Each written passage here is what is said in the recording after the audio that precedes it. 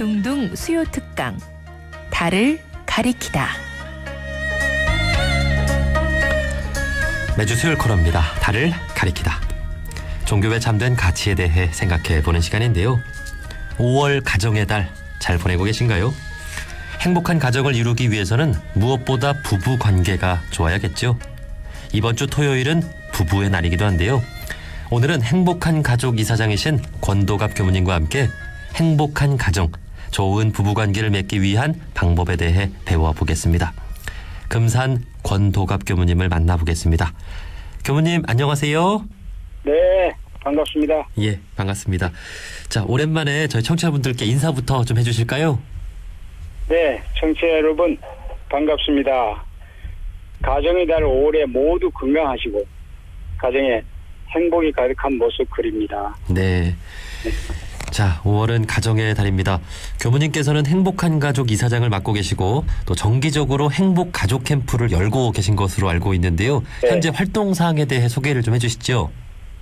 네, 그동안 코로나 상황에서 바깥 활동을 사실은 멈추었습니다.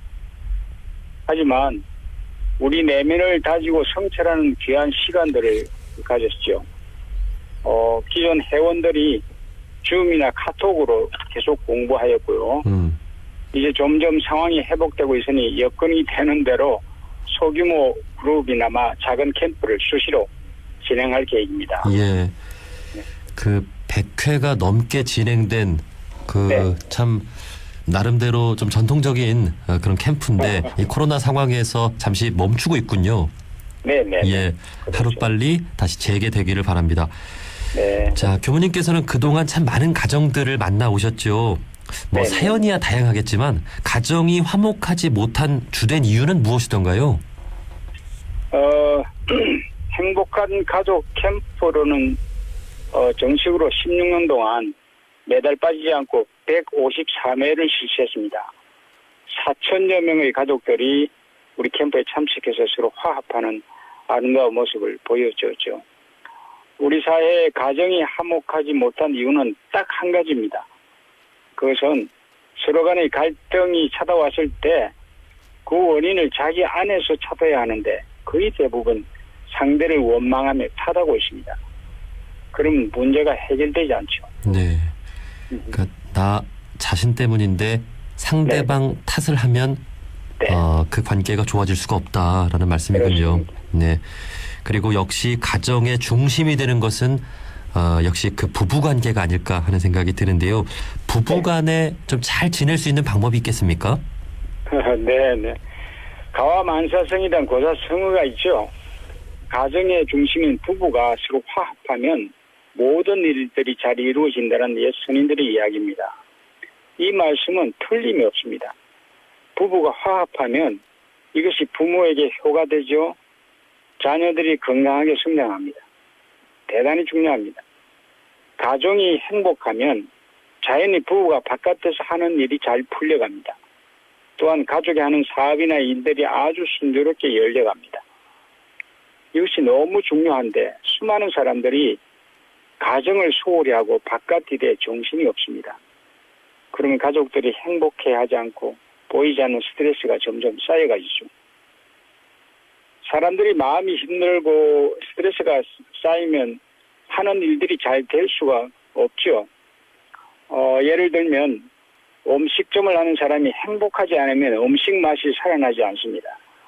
매일 음식 만드는 조리하는 사람이 화가 나 있거나 짜증이 나 있으면 음식 맛이 날 수가 없습니다. 우리가 자주 가는 음식점인데 그날 음식이 맛이 없다면 주방장이 몸이 아프거나 기분이 좋지 않을 때입니다. 고객들이 정확히 알아내죠. 음식점에 음식의 맛이 살아나지 않는다면 손님이 오겠습니까? 장사가 잘 되지 않는 것을 바깥에서 찾기보다 그 원인을 안에서 찾아야 합니다. 네. 그러니까 모든 일이 잘못될 때는 네. 그 자신으로부터 문제가 있음을 알아차려야 한다라는 말씀이군요. 예. 네. 부부 관계도 마찬가지고요. 네. 자, 그렇다면 이제 교무님께서 행복 가족 캠프를 수백 차례 진행하시면서 그 갈등 관계에 있는 부부 관계가 변화된 모습도 좀 많이 보셨을 것 같아요. 네, 네. 지금 우리 한국 사회가 가장 아픈 것이 가정입니다. OECD 국가 중에 이혼율이 1위죠. 청소년 자살률도 1위입니다. 가정의 문제를 해결하기 위한 여건이 너무 열악합니다. 각자 알아서 해결해 주기 바라는 것 같아요. 우리가 행복한 가족 캠프를 하게 된 원인도 작은 힘이지만 어느 부분에서 묵묵히 가족의 화합을 위해서 나아가다 보면 우리 사회 가정이 좀 더 화목해지고 행복해질 것이라는 믿음을 가지고 있습니다. 1박 2일 동안 부부가 자기 자신을 들여다보면 모든 문제의 원인이 자기 안에 있음을 알아차립니다. 처음에는 저항도 많이 하죠. 자기를 보지 않으려 합니다. 하지만 가만히 살펴보면 누구나 자신의 문제가 바로 보이게 됩니다. 예를 들어서 상대히 강한 고집이 문제라고 생각했는데 조용히 자신을 성찰해보니 내가 더 고집이 세다는 것을 발견합니다. 그 순간 갈등이 녹아나죠. 네. 교무님 말씀대로 이러한 영향 때문인지 이제 네. 혼자 살려는 사람들이 또 많아지고 있는 건 아닌가 그런 생각도 듭니다. 결혼을 기피하는 그 젊은이들이 많아지고 있고 또 딩크족이라고 하죠. 아이를 갖지 않으려는 부부도 많다고 하는데요. 이런 분들에게 좀 어떤 말씀 해주고 싶으신가요? 사실 이 문제가 심각합니다. 어느 날부터인가 출산율이 세계에서 가장 낮다고 이야기하더군요. 지역사회 국가에서 결혼과 자녀 양육 문제를 혼신을 다해서 해결하도록 힘써야 할 것입니다. 저희가 오래전에 여성가족부에 행복한 가족을 비영리 단체로 등록하는데 굉장히 어려움이 많았습니다. 여러 가지 조건을 따지고 허락이 되지 않아서 제가 어느 날 담당자를 찾아가가지고 결혼과 부부 화합의 문제는 국가가 해결해야 하는데 앞장서야 하지 않느냐고 막 크게 화를 내면서 항의를 했더니 그때서야 이제 승인을 해주었던 기억이 있습니다. 사실은 이런 문제를 국가가 해주기 전에 우리 사회의 주인공인 젊은 예비 부부들이 스스로 해쳐가야 합니다. 여건이 어렵다고 결혼하지 않고 혼자 살겠다는 사람들이 늘어나는데 이것은 큰 착각입니다. 결혼은 두 사람의 영혼이 만나는 거룩한 성사입니다. 서로 다른 가정에서 자라서 만나 결혼을 하면 부부는 서로를 거울 삼아서 자신이 성장하는 가장 좋은 학교입니다. 옛날에는 결혼하지 않는 사람은 어른 취급을 하지 않았죠. 왜냐하면 혼자 살면 자기 성장에 장애가 생겨서 건강한 정신을 가지기 힘들기 때문입니다. 부부가 함께 살면서 가장 크게 서로 성장하고 진정한 행복을 맛보게 하기 때문이죠. 특히 아이를 낳으면 그 순간 부부가 남편은 아이 아빠가 되고 아내는 아이 엄마가 됩니다. 인생에 이보다 더 자신의 어른으로 성장시켜주는 선물이 있을까요?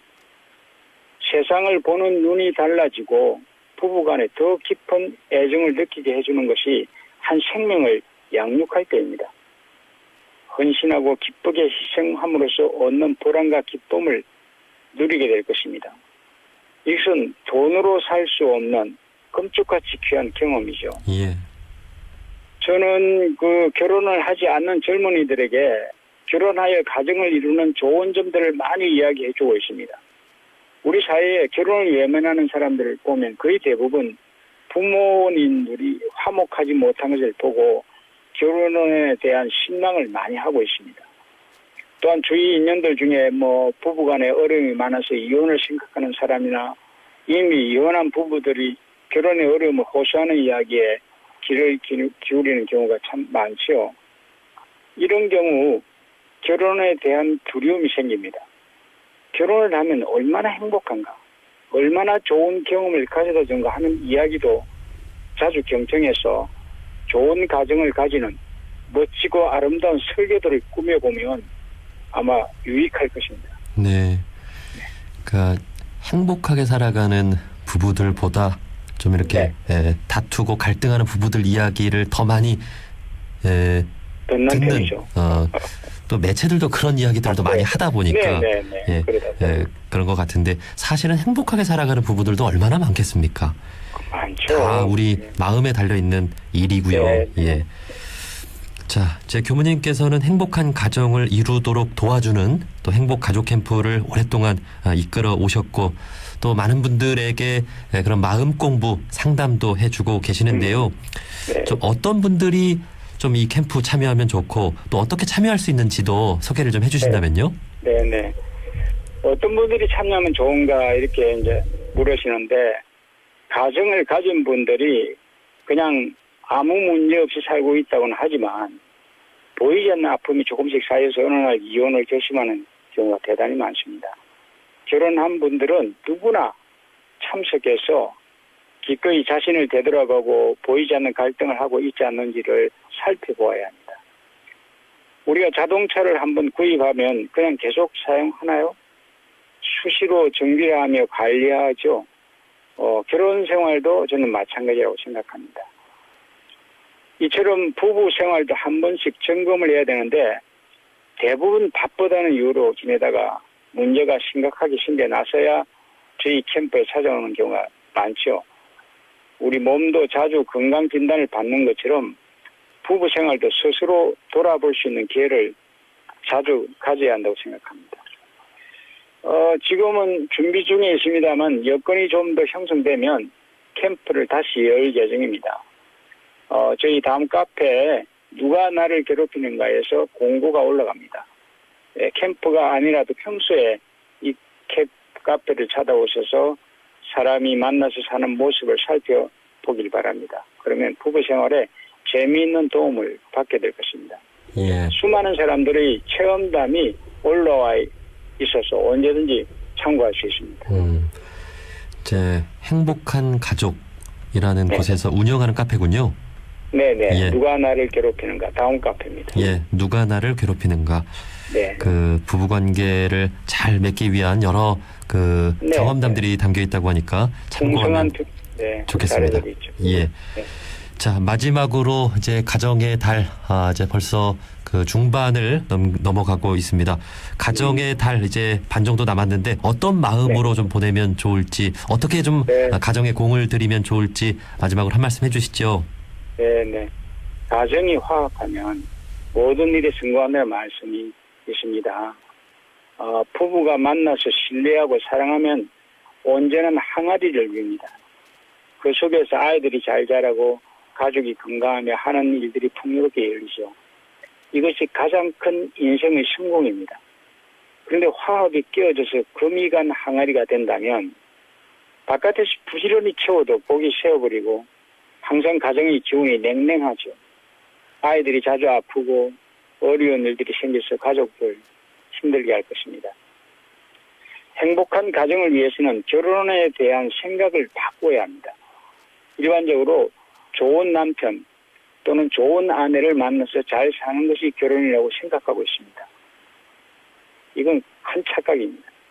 그렇게 만나면 결혼 후에 반드시 서로 싫은 모습을 보게 돼서 실망하고 화합이 깨어지죠. 그래서 잘 들어주십시오. 건강한 결혼과는 내가 먼저 좋은 남편이 되고 훌륭한 아내가 되는 것입니다. 자신이 먼저 바로 서면 좋은 배우자가 내 앞에 나타납니다. 이것이 틀림없는 법칙입니다. 부부간의 갈등을 해결하는 바른 대화법이 또 있습니다.